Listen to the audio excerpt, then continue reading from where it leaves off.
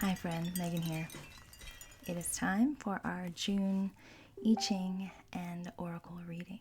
So I'm doing it on time, a little bit early for June 2020.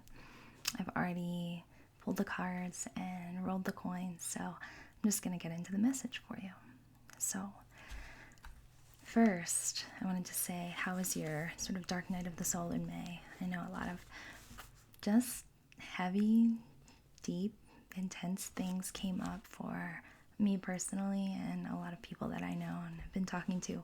So I hope that you were able to find the tools to get through May and get through just some of that heavy stuff and that life review that we were doing in May. So you still have a few more days. So feel free to use the rest of May.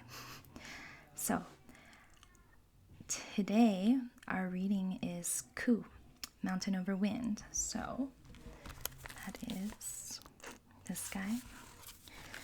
And I actually had a friend from Hong Kong do a translation for me for what each one of these symbols means. And this one she actually translated as insanity person. So that's fun. So what it means work on what is spoiled, work on what's decayed.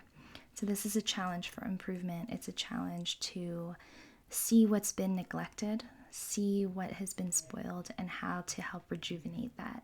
So I think that's really important. You know, we've been in this lockdown for months now, and maybe you're all through your Netflix queue, maybe you went and cleaned all your things. But now is the time to really choose improvement and see what things maybe you haven't been paying attention to. So it says this comes as a sign that there's a defect in an attitude of oneself, another, or one's society that could be and should be corrected. So society, huh? What are we looking at in society? We're looking at a lot of fear. We're looking at a lot of division. We're looking at a lot of limitation. We're looking at a lot of fear. Sometimes when it comes to our health, our safety, our freedom, what life is going to look like. So when we look at ourselves, we're also looking at society, and it says the task now is to bring conscientious thought and action into an area where stagnation has set in. So it's time to look at your life and say, are there areas where I've been stagnant, maybe not growing, maybe not looking at things? And it says, perhaps you engage in continual doubt. Maybe your thoughts are just running crazy right now. Your anxieties are at an all-time high. And I'm sorry if that is the case. I know that is a very hard place to be. It says, maybe you engage in continual doubt about the wisdom of behaving according to your proper principles. Maybe it's something that you indulge in, something that you're indulging in, whether it's food or greed or vengeful thinking. I've been seeing a lot of hateful posts like, I hope this person gets coronavirus. I hope that person's business. Like, let's take a look at those now. It says maybe it's a harsh manner. So in any case, now is the time to root out decay and stagnation. It says it's time to work energetically at this task, but only after proper deliberation. So it's about looking at it, noticing it, observing it, and then spending some time to work on it. So we're not just doing action out of reaction, but we're doing it out of thoughtful, mindful, centered action. So this is the advice of this book. It says we're advised to spend 3 full days understanding the defect. 3 days just watching and observing without doing anything. And another day in resolving sincerely to remove it. Maybe these are addictions. Maybe these are not paying attention to the people in your family, not paying attention to your health. So then 3 more days carefully watching and ensuring it does not return. So a steady application of attention to this matter is the wind that carries away stagnation and brings life, new life to its place. So this is likely an old problem, and one that it says equally likely that no solution will be immediately evident. So take some time to look at it, go a little deeper, go past the surface of, oh, I'm just bored and hungry, to really like, maybe we're trying to fill it with something. When am I feeling that anxiety? What is it that I'm reaching for? When am I feeling checked out? What is it that I go to as a course of action? How do I react to things that are uncomfortable or unpleasant? So it says, we're cautioned not to abandon the cause. We want to give up sometimes. That's fair. It's hard. It's been there for a while. It says, only perseverance will reveal the great reward that's concealed within the problem. Whether the fault lies within you, another, or community, the requirement is the same. So I personally see people as reflections of each other and what's going on within ourselves. So it's easy to point the finger and go, it's our society, or it's my partner who's just not doing the dishes and is annoying.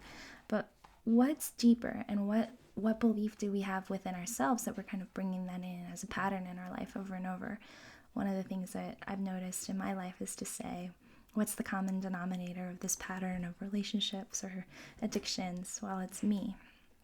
So we always go back within, even if it's something outside of ourselves. It says, watch closely while remaining quiet, innocent and sincere.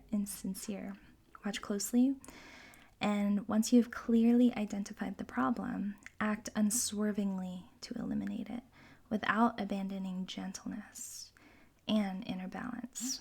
So when this course is complete, and I feel like we're kind of all on a collective course right now, good fortune will be met. So that one's another tricky one, hey? Let's look within and figure out where those stagnant areas are, figure out where those stuck patterns are. So this is a card. It's a let's get to work card. Let's rebuild something new card. And they call it the insanity person card. It turns out in the actual symbol. So the other one, I like to do a secondary reading for the I Ching because I have another little translation, and I'm also kind of listening to my own instincts and my own thoughts about it. And it says repair. So it's concerning a precarious situation that has been from your own doing. So it's time to take personal responsibility. But it's not fate, but rather your own tardiness and indifference that got us into this predicament. I know that one of the things that I see in society is that we just kind of get on this default autopilot living, and we kind of stop paying attention to the details. We stop paying attention to things. We stop listening to our body, listening to our own instincts, because we're just trying to kind of get things done. Well, this great pause that we're all living in gives us an opportunity to look at it. So it's time to start taking responsibility for the patterns that we see in our life and our own addictions keeps coming to my mind. So it says only you can get yourself out of this now. Does it seem insurmountable? Sometimes, but don't worry. We can admit to our own mistakes, and we don't have to shun it harder. We don't have to invalidate why we got there. It had a place, it had a reason. We did these things for safety, for comfort, for protection. We did things because they were easy, because maybe we were on autopilot. But now it's time to go a little deeper and say, I want to turn over a new leaf. I want a different reality. I want to get off social media. I want to stop binge watching. I want to stop binge eating. I want to start looking at myself. And it's been a couple of months, and I've gone kind of on a pattern of just kind of get through the day, pass the time, and what do we want to make of it? So it says, look to the future with confidence, and that things that have been corrupted by people can be healed by people. You should cast off those particular behavior patterns that cause self-defeat time and time again. That one resonates really hard with me because I know that I personally struggle with my own addictions, and I've gone through a nice process where they've lessened, they've loosened, they aren't as harsh, I guess you could say, but I still, have my own patterns. So I definitely am seeing it for myself, that it's a time to work. It's time to really understand why we're doing the things we're doing and really make a choice. All right, so that was the I Ching portion. I did pull some additional cards. I'm really loving all of the Colette Baron Reed cards. I used the Animal Spirit Guide and the Good Tarot and the Oracle cards. And I just think they're beautiful. And like, I know I watch a few other readers. San Tarot is one, and there's some really great ladies on YouTube that help give me kind of like ongoing wisdom to sort of check in with myself. I look at them as sort of self-awareness messages, but those are the cards I've been using. So,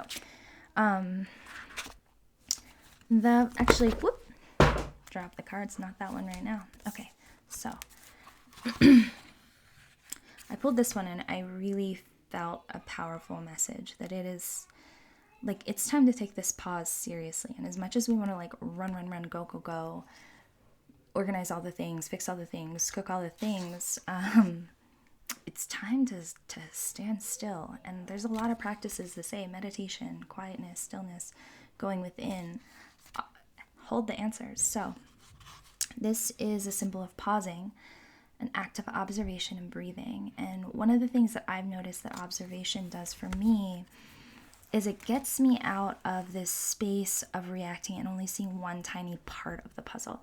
I have this story that I like to tell that's like, my friend was painting her wall. She was really close to the wall. She was seeing, doing layer after layer and seeing it was all spotty. And finally she went to bed and thought the paint was bad.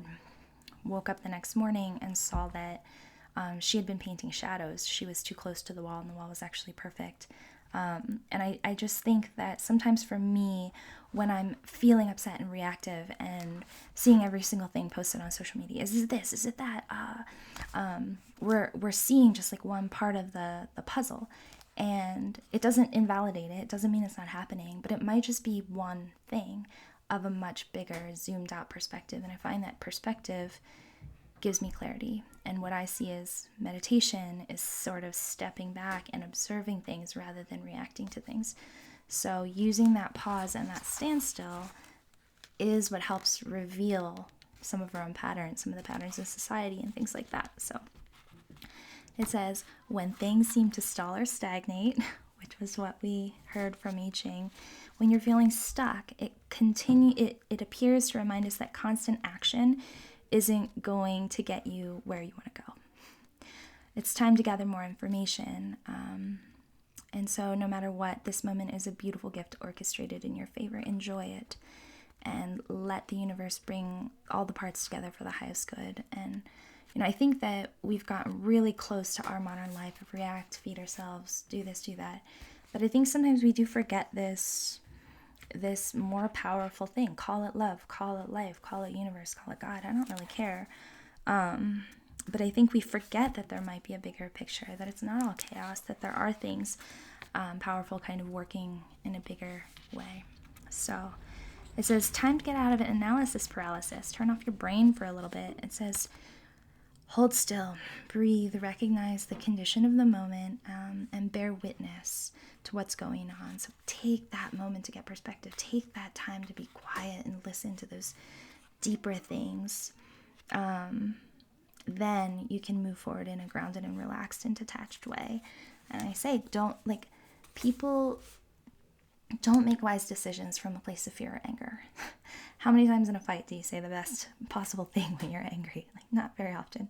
So once we can sort of sit with it, observe it, process our emotions, then we can start to see clearly. Then we can start getting into solution mode, seeing how can we get past this? What can we use to, start facing those patterns that brought us here in the first place? And then, of course, because these things are amazing, we got patience. So stand still and patience. Patience with yourself, patience with what's going on in the world. And it says, your dreams are blooming more rapidly than you realize, and still they need some nurturing and patience. So take this time for the seedling to push through the ground and mature into a flower-bearing plant. Let the cycle complete. Let these things play out and let go a little. I know we all want life to return to whatever normal is. I know we want to be able to move freely and know what's going on and all of those things. And it's saying just patience. There's something blooming in the mist. I kept hearing that. There's something blooming in the mist. It might not be clear to us yet, but there's something bigger coming out of this that's blooming, but it takes time to grow. I also wanted to mention that I saw this picture in my mind that was, sometimes I feel like we're all sort of running around in a forest and just reacting to every noise. You hear a twig snapping, you run in the opposite direction. You hear a rustle and you run in a different direction. And we kind of feel a little bit like, I don't know which direction to take. And we have a lot of people come down to Peru really looking for direction in their life. They're in some sort of transition. And life can be a lot of just pushing us and moving us in this reactionary way. And the way that I see meditation and stand still and pause and listening is that it's kind of this moment that we like climb a tree and we get to look out and see what's around, maybe past the forest or a nicer part of the forest, whatever. And we're like, oh my gosh, there's the ocean over there. Actually, I want to go in that direction. And now you've stepped above the noise, you've stepped above the reaction, you've stepped above the chaos and the running away from things, and now you can see something that you want to run towards. And I feel like we tend to say in the Western world, here's your life lined up, you check off this box, this box, this box, this box, and we're running towards those boxes, reacting, shifting directions. But what is it that we want? What is it that we want to face? Where do we want to go? And so these pauses gives that opportunity. So that is Patience and Stand Still from the Archangel Jophiel. And I might be pronouncing it wrong. All right, I'm going to reach down and pick up my little animal cards because I dropped them. Maybe I can monkey feed them. Nope. Okay. So. What do you have to say, little animals? The mouse spirit. Mouse. He's little, but he's bright. Tend to the small things. So here's this thing where we have these big things that we want to change in the world. We want to all be well. We want to all move around. And we tend to forget that, and we want these like mass epiphanies, like this is my purpose on the planet. This is what I want to do with my life, whatever. But the mouse spirit says, tend to the small things, and those things can be very powerful. He pays attention to the smallest details. So I know for me, like I tend to see life in themes, and I can tend to see when things are coming up for me. Whatever it might be. And when I start tuning in and noticing the details, these things become clearer and clearer and clearer. So we have all this eagerness to meet our goals, pursue our dreams, but it's easy to forget the importance of clear communication in the little things, using the right words, noticing people's subtle signs in your house of how they're feeling. And it says, take time to sniff out what you need to know. So during your meditations, we might want these big booming realizations, but it's really about these tiny little drops of truth that are kind of coming in. So,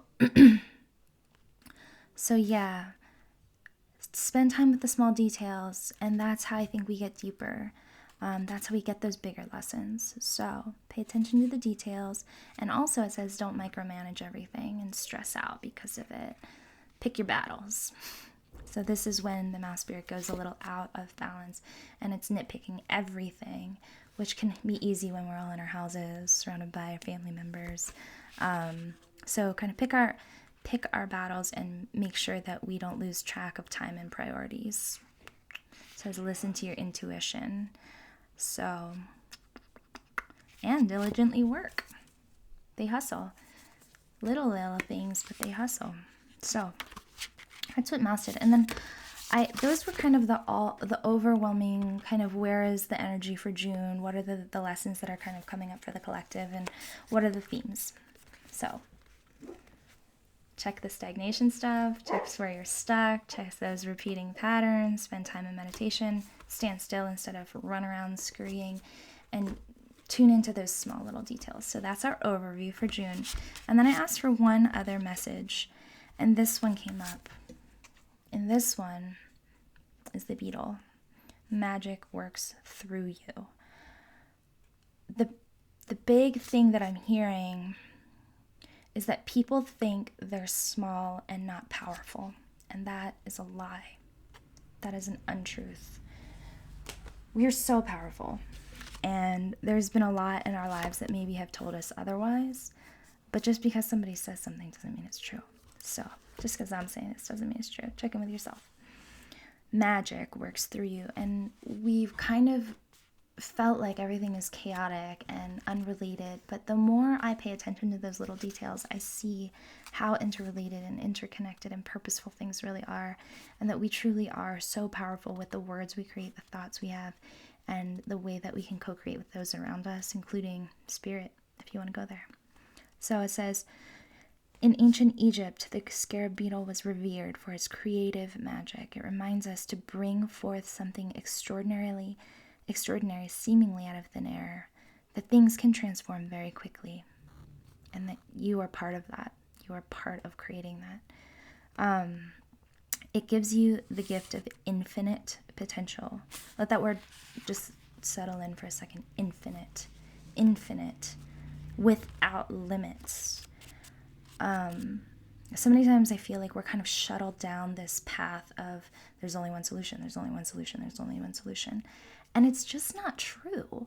That's one possible solution, but there's infinite solutions. I know as a designer, and I try to tell people, like, literally there's infinite solutions with color, font, symbol, style, any amount of those combinations. And so I'm like, give me some direction so I know what your vision is so I can get there for you, because I'm looking at infinite solutions. So I think this is this really amazing time that when we're feeling stuck, when we're feeling like we're going down one direction and it feels like all this momentum is behind it, we're so powerful and magic can happen so quickly, and we can be part of creating it with our own intentions, our own desires, our own potential, our own gifts. So remember your magic. Remember the magic that is everywhere. Remember that life is magic. I mean, I had kids and I'm like, whoa, you guys are here now. You're like these little humans that weren't here before. It's magic. Flowers, when they grow and they just bloom, it's magic.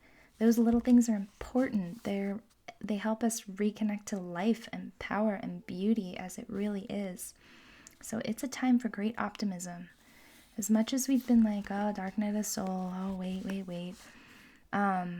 Really tune into the opportunities, the abundance, and the love that can sometimes appear out of nowhere. Those things that seem hard that can turn into our biggest life lessons and our biggest gifts. Don't doubt your inner magic. Don't be afraid of your own creativity. Don't be afraid of your own power. The scarab comes to us to tell us hope, creativity, and how powerful are you. So that is our June message. And you heard our doggies and our motos going by and my kids playing downstairs maybe. Because you're here and you're part of our family and I love you.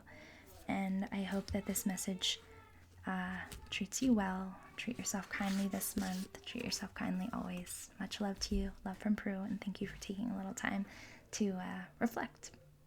All right. See you next time.